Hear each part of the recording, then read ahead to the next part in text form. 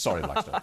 Carnival Cruise Lines is spending up to $700 million for improvements to things like hospitality, fire and power systems. This comes after that disaster aboard the cruise ship Triumph that left it adrift in the Gulf of Mexico for many days.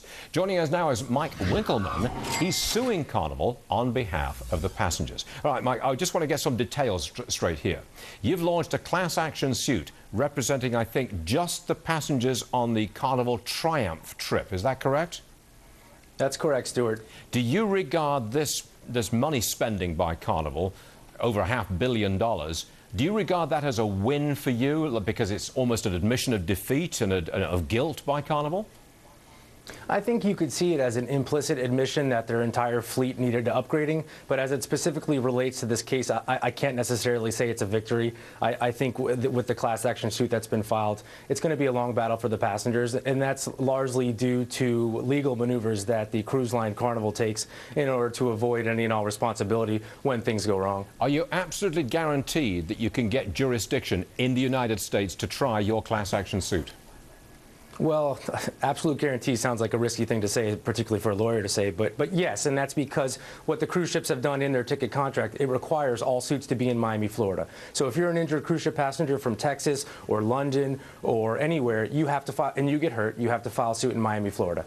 One of your complaints, I think, and you straighten me out here, is that foreign workers who work on these cruises, they're not paid very much money and they're not treated very well. Are you going after that element as well?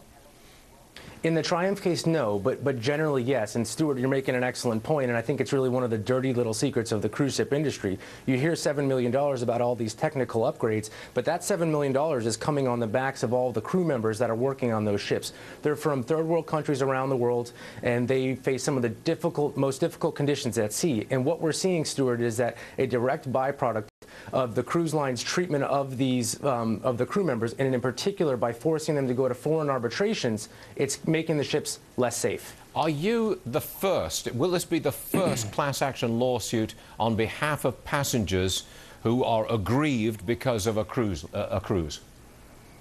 No, there's been several class actions throughout the years. In fact, the senior partner at my firm, Charles Lipcon, had the actual first certified class in a maritime case, and that was in the 90s, and it was related to, I believe, a norovirus outbreak. Okay, real fast now. When you say it's going to take a long time for passengers to get through the legal system, are we talking many years here?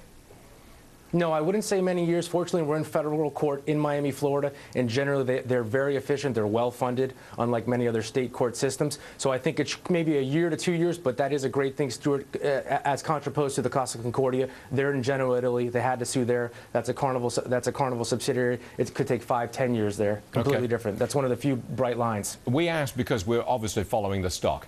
Mike Winkleman, always a pleasure. Thank you so much for joining us, sir. We do appreciate it. Thank you. Nice seeing you, Stuart. Got to break away fast to get to you.